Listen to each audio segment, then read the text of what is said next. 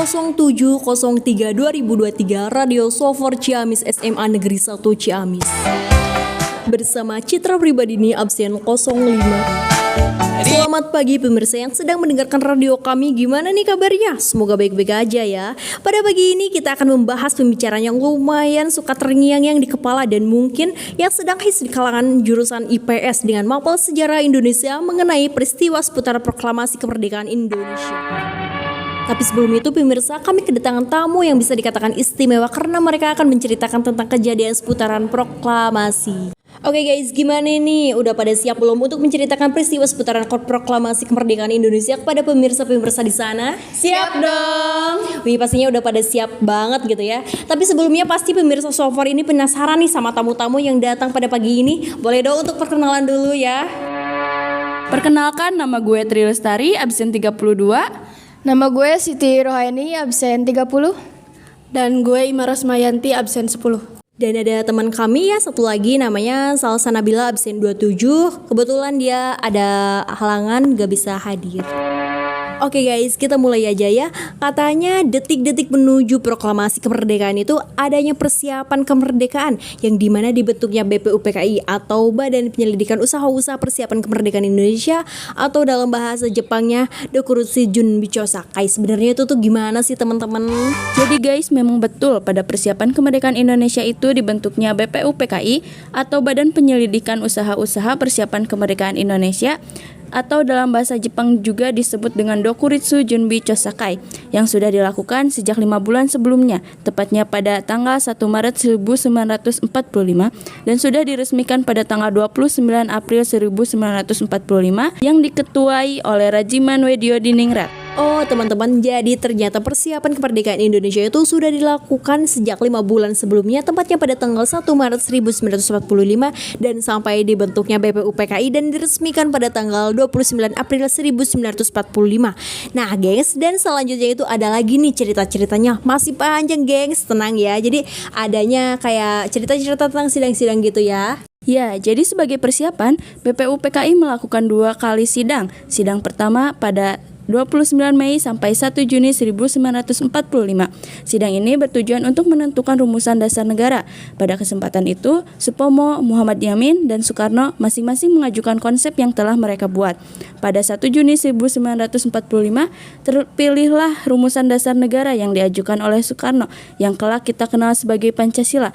Itulah mengapa tiap 1 Juni kita peringati sebagai hari lahirnya Pancasila. Dan sebagai tindak lanjutnya, pada 22 Juni 1945 dibentuklah panitia kecil beranggotakan 9 orang yang disebut dengan Panitia 9. Panitia 9 bertugas untuk mematangkan rumusan dasar negara. Panitia ini kemudian menghasilkan Piagam Jakarta atau Jakarta Charter. Pada piagam ini termuat rumusan dasar negara yang setelah beberapa perubahan menjadi Pancasila seperti yang kita kenal hari ini. Adapun sidang kedua dilakukan pada 10 sampai 14 Juli 1945 dan menghasilkan rumusan Undang-Undang Dasar lengkap dengan pembukaannya. Nah gengs, jadi pada tanggal 7 Agustus 1945 BPUPKI itu dibubarkan oleh pemerintahan Jepang karena dianggap telah menyelesaikan tugasnya. Betul gak sih gengs? Betul. Betul ya, soalnya saya juga gini-gini adalah sedikit tahu lah ya tentang sejarah ini. Nah kemudian itu setelah dibubarkannya BPUPKI itu ada gak sih yang dibentuk-bentuk lagi nih atau apa gitu? Ada gak sih? Ada nih, jadi pada tanggal 12 Agustus 1945 dibentuklah PPKI, Panitia Persiapan Kemerdekaan Indonesia atau Dokuritsu Junbi Inkai dalam bahasa Jepang. Panitia ini diketuai oleh Soekarno dan beranggota 21 orang. Tugas PPKI adalah untuk melanjutkan tugas-tugas organisasi sebelumnya, yaitu BPUPKI dalam mempersiapkan kemerdekaan Indonesia. Oh, jadi PPKI itu ialah organisasi penerus dari BPUPKI yang telah dibubarkan. Oh iya gengs nih, katanya ya saya juga baca-baca artikel dan sempat juga mendengarkan katanya kemerdekaan Indonesia itu karena mendengarnya berita kekalahan Jepang yang pada itu di Perang Dunia II yang terjadi peristiwa ini terjadinya pengeboman kota Hiroshima dan Nagasaki pada tanggal 6 dan 9 Agustus 1945 dan peristiwa ini mendorong Jepang untuk menyerahkan persyarat kepada sekutu pada tanggal 15 Agustus 1945. 1945. Nah gengs, dan katanya juga berita tentang kekalahan Jepang ini menyebar dengan cepat lewat radio, dan waktu itu tuh didengar oleh tokoh-tokoh muda Indonesia bersama Muhammad Hatta. Golongan muda ini mengadakan rapat di Pegangsaan Timur. Iya betul, jadi rapat itu dipimpin oleh Sairul Saleh untuk membicarakan pelaksanaan proklamasi kemerdekaan. Salah satunya hasil mereka mendesak Soekarno dan Muhammad Hatta untuk mendeklarasikan kemerdekaan saat itu juga, atau paling lambat pada 16 Agustus 1945. Hasil rapat ini disampaikan oleh Wikana dan Darwis kepada Soekarno. Namun terjadi perbedaan pendapat. Soekarno menolak permintaan tersebut karena masih menunggu keputusan dari pihak Jepang. Selain itu, Soekarno juga tidak bisa memutuskannya sendiri. Ia harus berunding dengan tokoh golongan tua lainnya. Golongan tua merupakan orang-orang yang kooperatif kepada Jepang. Mereka tidak ingin terlalu buru-buru dalam memproklamasikan kemerdekaan karena Jepang sebenarnya telah berjanji untuk memerdekakan Indonesia pada 27 Agustus 1945. Golongan tua tidak ingin ada pertumpahan darah kembali. Sementara itu, golongan muda menganggap Indonesia sudah cukup kuat untuk menyatakan kemerdekaannya. Setelah beberapa rapat dilakukan dan golongan tua tetap memutuskan untuk menunda proklamasi, akhirnya golongan muda mengamankan Soekarno ke Rengas Dengklok agar tidak mendapat pengaruh dari Jepang. Oh, jadi hasil rapat ini tuh hasilnya tuh harus udah ada pada tanggal 16 Agustus 1945, yang dimana pada tanggal itu tuh kita harus pasti nih kita merdeka mau kapan, tanggal berapa gitu ya. Tetapi pada rapat ini juga terdapat perdebatan antara golongan muda dan golongan tua, yang dimana perdebatan itu tuh golongan muda inginnya kita itu merdeka pada tanggal secepat-cepatnya gitu, sedangkan golongan tua inginnya tuh menunggu gitu dikasihnya oleh Jepang, yang dimana Jepang menjanjikan kepada bangsa kita pada tanggal 27 Agustus 1945 Indonesia akan dikasihnya kemerdekaan. Tetapi kita juga sebagai golongan muda gitu inginnya juga secepat-cepatnya ya. Ya, betul. Jadi pada saat itu juga golongan muda langsung ya mengamankan Soekarno ke Rengas Dengklok agar tidak dapat dipengaruhi oleh Jepang. Nah berarti ini juga ada sangkut pautannya dong dengan peristiwa Rengas Dengklok. Ya betul banget, peristiwa ini ada sangkut pautnya sama peristiwa Rengas Dengklok. Karena Soekarno dan Muhammad Hatta meminta para pemuda untuk sabar dalam mengumumkan proklamasi. Soekarno dan Muhammad Hatta pun diamankan ke Rengas Dengklok, Jawa Barat oleh para pemuda. Mereka dijemput pada 16 Agustus 1945 pukul 4.30 waktu Indonesia Barat oleh rombongan golongan pemuda. Sementara itu, di Jakarta akan dilaksanakan rapat anggota PPKI di Gedung Chow Sang-nyiin. Ahmad Subarjo yang saat itu mencari keberadaan Soekarno dan Muhammad Hatta pun diberangkatkan ke Rengas Dengklok untuk bertemu dan berunding dengan mereka. Akhirnya, Subarjo berjanji dengan jaminan nyawa kepada golongan muda bahwa proklamasi kemerdekaan akan diumumkan pada keesokan harinya, selambat-lambatnya pukul 12.00 waktu Indonesia Barat. Dengan jaminan itu, akhirnya Soekarno dan Muhammad Hatta dibawa kembali ke Jakarta. Oh, jadi segitu aja ya cerita dari peristiwa Rengas Dengklok. Tapi nih ya, dari lanjutannya peristiwa Rengas Dengklok itu adanya perumusan naskah proklamasi sebelum dinyatakannya kemerdekaan Indonesia. Jadi rombongan tiba kembali di Jakarta pada pukul 23.30 waktu Indonesia Barat. Mereka memutuskan untuk istirahat sebentar di rumah masing-masing sebelum merumuskan naskah proklamasi. Soekarno dan Muhammad Hatta menemui Mayor Jenderal Nishimura untuk menanyakan sikapnya mengenai proklamasi kemerdekaan. Dan sayangnya tidak ada kesepakatan dalam pertemuan tersebut karena Jepang sudah menyerah kepada sekutu, sehingga mereka tidak diperbolehkan untuk mengubah keadaan politik di Indonesia sampai kedatangan sekutu.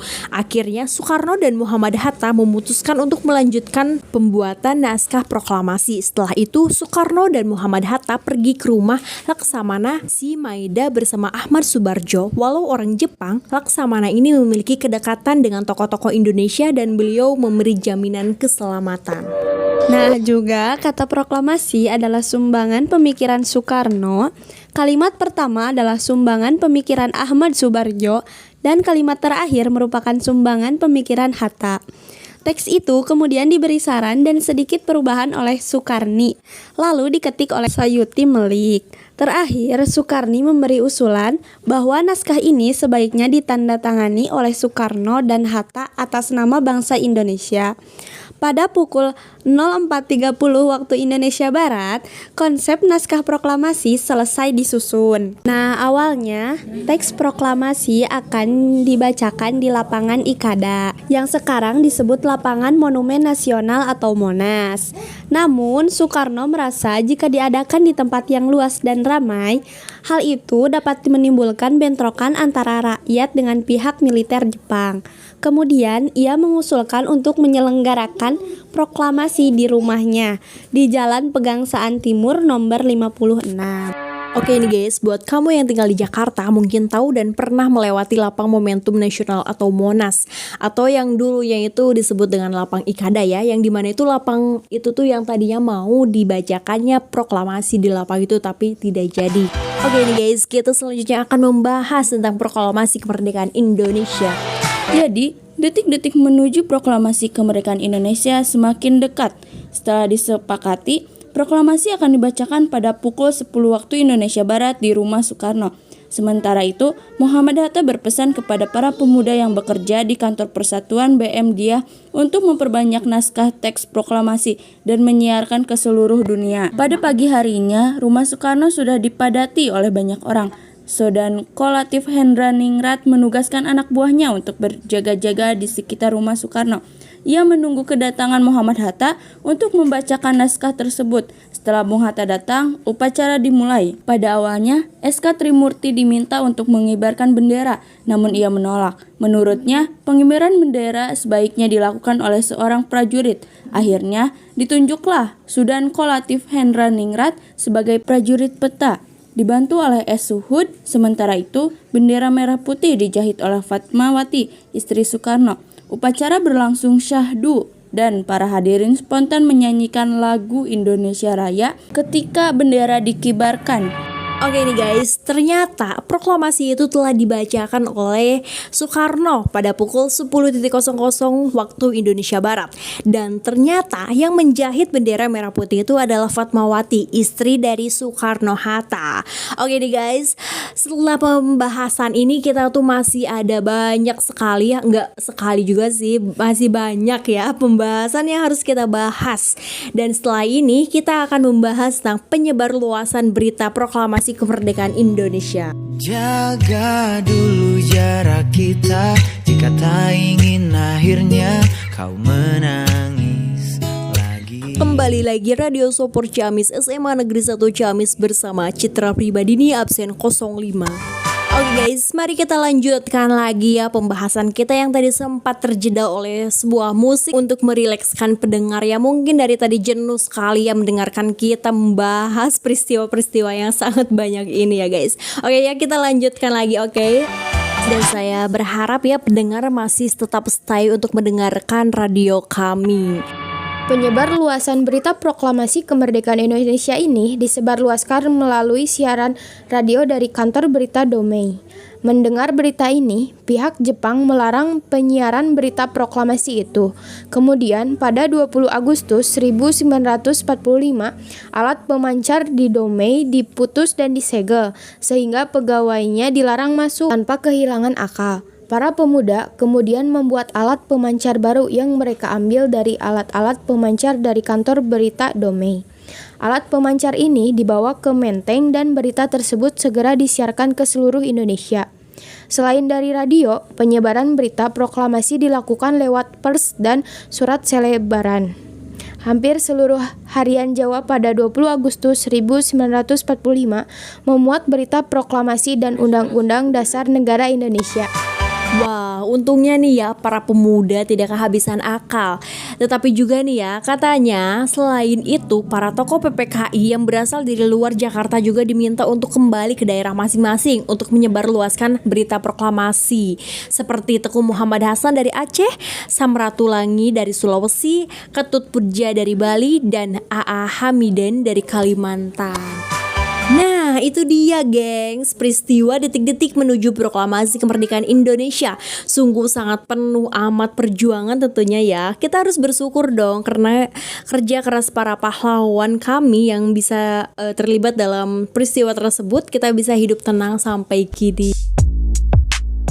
Oke guys, nah kalian masih stay kan di radio kami karena setelah ini kami akan nih membahas satu lagi gengs, makna pentingnya proklamasi kemerdekaan bagi bangsa Indonesia. Tetap stay ya di radio kami, bye bye. Tak sudah selesai yang keberapa, masih saja kau ada lekat di kepala.